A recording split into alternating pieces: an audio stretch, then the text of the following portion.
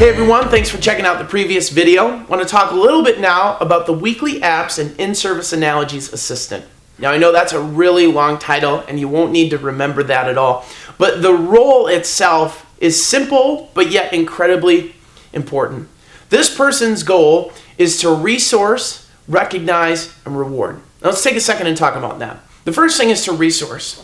Now we have these different handouts that we give out just about every single week. It's either a note sheet, there's a fusion group card, or maybe it's some kind of special event that we're doing.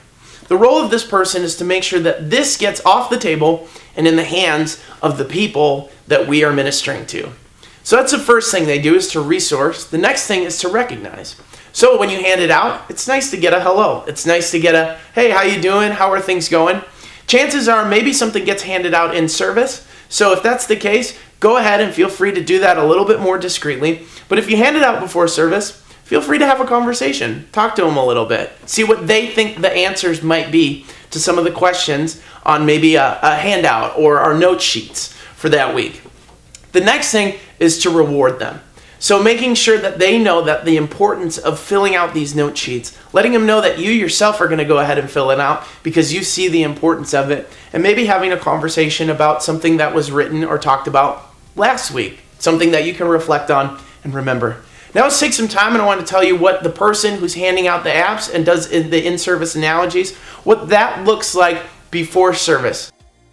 So now that you know the role and goal of the Weekly Apps and In-Service Analogies Assistant, let me tell you a little bit more about what they do.